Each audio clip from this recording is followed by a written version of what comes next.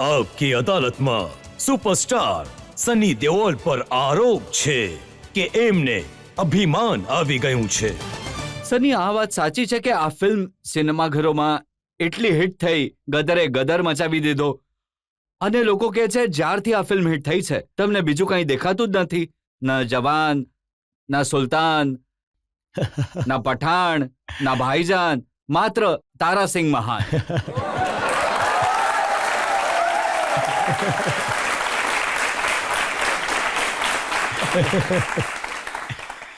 તારાસિંહ, આ લોકોએ તારાસિંહને જે રીતે ઉચક્યો છે, આ બધું જનતાનું છે અને એ કેરેક્ટર એવું બની ગયું કે લોકોના દિલોમાં ઘર કરી ગયું છે. તો જ્યાં જાઓ ત્યાં તારાસિંહ છે. તો ઘણું સારું લાગે છે. અને પાકિસ્તાનમાં લોકો કહે છે કે આ કયો તારાસિંહ છે જે વગર પાસપોર્ટે આવી ગયો? ગયા વખતે આવ્યો તો એણે બંબો ઉઠાવ્યો, આ વખતે થાંભલો ઉખાડી નાખ્યો. જો આ વાતો ચાલતી રહે છે સોશિયલ મીડિયા પર અને બધી જગ્યા પર, પણ હું જ્યારે પણ ઇંગ્લેન્ડ જાઉં છું, હમણાં દુબઈ હતો અને વાઘા બોર્ડર પર પણ હતો, જ્યારે આ વખતે તો ત્યાંના પાકિસ્તાની જે લોકો હતા આ તરફ, એમણે અહીંયા તો ત્યાંથી એમણે હું જોઈ રહ્યો હતો કે મને હાથ લાવી રહ્યા હતા, પ્રેમથી આપી રહ્યા હતા, ફોટો પાડી રહ્યા હતા. અને જ્યારે હું દુબઈમાં ગયો હતો તો કેટલાક મને ત્યાં મળવા માટે આવ્યા, ગળે મળ્યા, મને પ્રેમ પણ આપ્યો, ઘણો પ્રેમ આપ્યો. તો એવું નથી કે ત્યાં પ્રેમ નથી કરતા આપણને, કારણ કે અમે એક કલાકાર છીએ જે બધા માટે છે. આ પછી ફિલ્મો બની જાય છે જેમાં અમારે ઓબ્વિયસલી કેરેક્ટર પ્લે કરવાના હોય છે અને હંમેશા એક વિલન હોય છે, એક હીરો હોય છે, પણ અમે કોઈની વિરુદ્ધ એ રીતે નથી જતા. અને તારાસિંહ તો એ રીતનું કેરેક્ટર છે, પાકિસ્તાનમાં જઈને વસવા માટે તૈયાર છે, હિન્દુસ્તાનમાં પણ વસવા માટે તૈયાર છે, જ્યાં મરજી એના પરિવારને વસવા દે અને એ ત્યાં વસી જાય. બસ એને બસ પરિવાર જોઈએ છે, બીજું કંઈ નથી.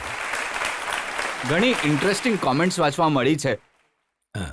પાકિસ્તાનમાં કોઈકે લખ્યું કે 22 વર્ષ પહેલા પંપ ઉખાડ્યો તો અમારે ત્યાં પાણી બંધ થઈ ગયું, હવે થાંભલો ઉખાડ્યો તો વીજળી આવવાની ના બંધ થઈ જાય.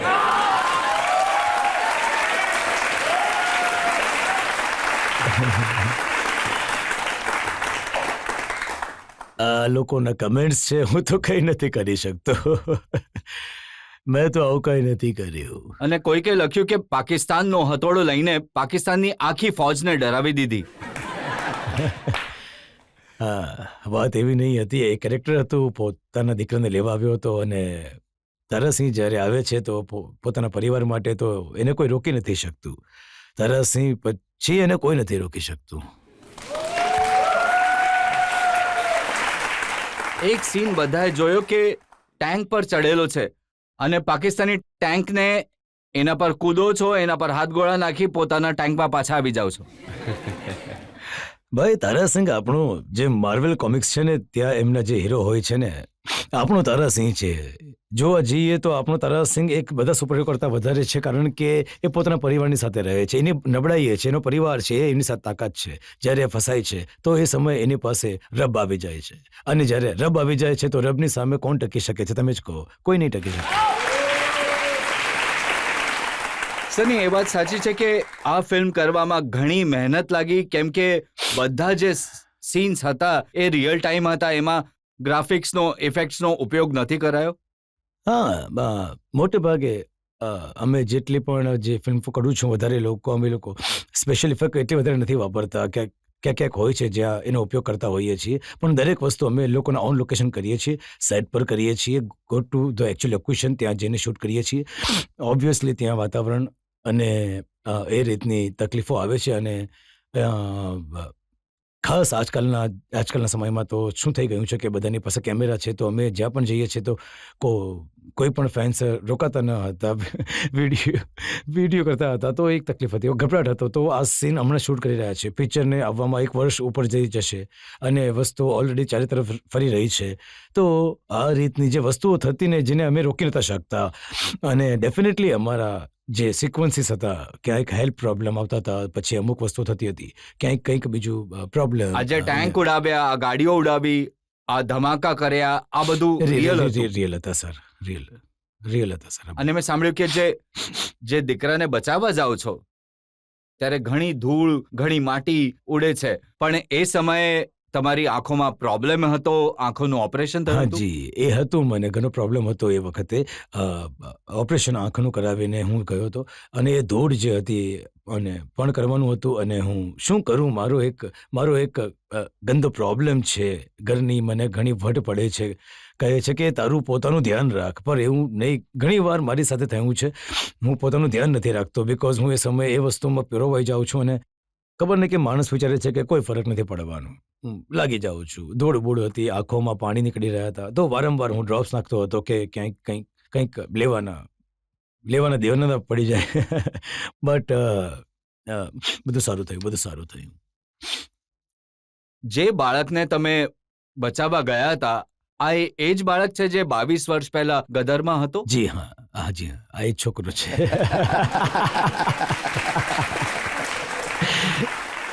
એ જ છોકરો છે. અને ફિલ્મના ડાયરેક્ટરે મને કહ્યું કે એ છોકરાને, જે એમનો છોકરો છે, તમે એમ અડોપ્ટ કરી લીધો જેમ એ સાચે જ તમારો દીકરો હોય. નહીં, એવું નહીં, એવું તો નથી. એવું તો એઝ એન એક્ટર ઓબ્વિયસલી દીકરો હતો તો હું મોટે ભાગે પોતાની એ રીતે જ બનાવી લઉં છું. જે હું કેરેક્ટર હોય છે તો દીકરો છે. તો એ ફિલિંગ્સ સાચી આવવી ઘણી જરૂરી છે અને છોકરાને પણ હું વારંવાર કહેતો હતો કે એવી રીતે જ વિચાર કર કે જેમ આપણી રિલેશનશિપ એ જે છે બાપ દીકરાની છે. તો શું આ બધી વસ્તુઓ પણ સ્ક્રીન પર સરસ આવે છે અને એક્સપ્રેશન સરસ આવી જાય. અને મને ખબર છે કે જે પહેલી ગદર હતી એમાં પણ મારી સાથે હતો અને ટ્રેનની બોગી ઉપરથી અમે જમ્પ મારતા હતા. તો એણે મને પકડી રાખ્યો હતો, મેં એને બાંધી રાખ્યો હતો અને હું એની સાથે છલાંગો મારતો હતો. એ ન હતો કે કોઈ ડબલ રાખ્યો હતો. તો એ એક ભરોસો હતો, એક વસ્તુની હતી. તો આમાં જેટલા એક્શન સીન તમે કર્યા છે, ડબલ નથી રાખ્યો? ડબલ નહીં, ડબલ મને લાગતું નથી ક્યાંક એકાદ જગ્યાએ ક્યાંક હશે જ્યારે હું ત્યાં ના હોઉં. પણ બધી વસ્તુઓ તો હું પોતે જ કરું છું બિકોઝ એમાં શું એક બોડી લેંગ્વેજ આવી જાય છે અને પોતાના એક્સપ્રેશન જે હોય છે, જે આવે છે એ યોગ્ય આવે છે. નહીં તો પછી એ દરેક વસ્તુ કટ કરીને થઈ જાય છે. ના, આજકાલ હા. મોટા એક્ટર્સ જેટલા છે એ ઇફેક્ટ્સની સાથે કામ કરે છે. સ્ટેજ પર આખું શૂટ થાય છે ને પછી એની અંદર ઇફેક્ટ્સ લગાવી દેવામાં આવે છે. લાગે છે રિયલ હતું. નહીં, જો શું છે, સેફટી આજકાલ ઘણી થઈ ગઈ છે and one should do it. હું એવું નથી કહેતો કે આ દરેક માણસની પોતપોતાની રીત હોય છે કેવી રીતે કરવા ઈચ્છે છે. હવે કોઈ એવી વસ્તુ હશે જ્યાં મને ખબર નથી કે હું શું કરી શકું, તો ઓબ્વિયસલી હું પણ એનો સહારો લઈશ. પણ મોટે ભાગે અમે જે કરીએ છીએ મને લાગે છે કે હું કરી શકું છું તો હું કરતો રહું છું. તો તમને શોખ છે જોખમ ઉઠાવવાનું?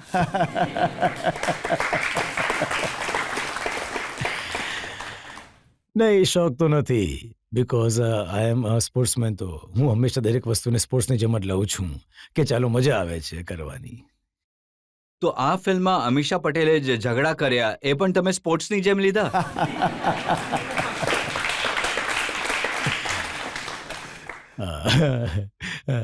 હું પછી એ વસ્તુઓમાંથી દૂર થઈ જાઉં છું. જ્યાંથી મને ખબર પડે છે કે આ વાત કંઈક બીજી થઈ નહીં જાય તો હું ત્યાં બહાર નીકળી જાઉં છું. તો શૂટિંગ સમયે એમનો ઘણો વાદ વિવાદ થતો હતો ડાયરેક્ટર સાથે.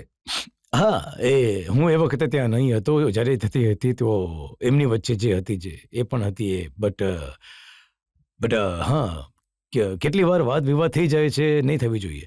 પણ હું તો હંમેશા કહું છું કે ઘણી વાર આર્ગ્યુમેન્ટ્સ પણ થાય છે તો આર્ગ્યુમેન્ટ્સથી પણ માણસને એક બુદ્ધિ મળે છે. જ્યારે એ બોલે છે કંઈક, કોઈકને સામેવાળાને સાંભળે છે એને કેટલું ખોટું બોલ્યું, કેટલું સાચું બોલ્યું, માણસ એનાથી રિયલાઇઝ થઈ જાય છે. પણ એવું થવું જોઈએ. બટ આઈ થિંક ઇટ્સ દરેક જગ્યાએ થતું હોય છે. That's way of life. તો તમારી પાસે નહોતા આવતા, પાજી જરા સુલઝાવી દો મામલો? મારી પાસે મોટે ભાગે કોઈ નથી આવતું આ વસ્તુઓમાં બિકોઝ એમને ખબર છે કે મારો શું એટીટ્યુડ હશે.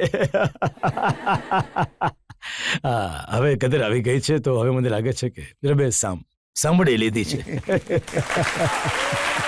આવો જનતામાંથી પૂછીએ જે લોકો સવાલ પૂછવા માંગે છે. હમણાં તાજેતરમાં જ તમારી ગદર 2 રિલીઝ થઈ છે અને બોક્સ ઓફિસ પર એણે ઘણી ધમાલ મચાવી છે. તો તમે હવે આનું સક્સેસ જોઈને ક્યારેક ગદર 3 લાવવાનું નક્કી કરશો?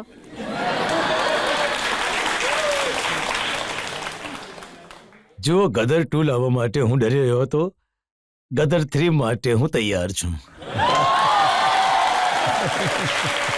મેં સાંભળ્યું છે કે તમને આજકાલ ઓફર મળી રહ્યા છે કે બોર્ડર 2, અર્જુન 2, ઘાયલ હાજી. 2, બધાના 2 બનાવવાના છે. આઈ થિંક એ જે મારી ફિલ્મો હતી એ જે કેરેક્ટર્સ હતા લોકોના દિલોમાં એવા વસેલા હતા તે ઈચ્છે છે કે એનું એક્સટેન્શન જુએ અને એ જ જોવા ઈચ્છે છો ને તો બોર્ડર 2 ની જે વાત કરી રહ્યા છું તો એક સમય હતો જ્યારે કરવા ઈચ્છતા હતા પણ એ વખતે પછી થઈ નહીં અને હવે હમણાં બધું બીકોઝ આ પિક્ચર ચાલ્યું છે તો દરેક માણસમાં જોશ આવી ગયો છે કે નહીં હવે બનાવીશું તો લાગે છે કે ક્યાંક ને ક્યાંક તો જઈને બનશે જ. મેં સાંભળ્યું કે જોશ થોડો સની દેઓલમાં આવી ગયો છે. હવે તમે કહો છો કે એક ફિલ્મના 50 કરોડ લઈશ. જો પૈસા કેટલા લેવા છે કેટલા નહીં એ તો પ્રોડ્યુસર જ આપશે. જેટલી એમને ખબર હશે બનાવી શકે છે એક્ટર પણ એટલા જ હશે જેને જેટલું ખબર જ્યારે છે ફિલ્મ એનાથી બનશે. 500 કરોડ કમાશે તો 50 કરોડ તો બને છે. તો પછી જ્યારે એને લાગશે કે મને આટલું આપી શકે છે જે પણ આપી શકે તો હું એમાંથી જ રહીશ. હું એવું નહીં કહીશ કે નહીં હું નહીં કરું મને આટલું નથી મળ્યું આવી રીતે તો કોઈ કામ નથી કરતું. I like to B in the position જ્યાં પ્રોજેક્ટ પર કોઈ એ ભાર નહીં આવે. મારો ક્વેશ્ચન તમને એ છે સર કે તમારો ગદરનો કોઈ ફેવરેટ ડાયલોગ હોય તો એ સંભળાવશો અમને પ્લીઝ સર.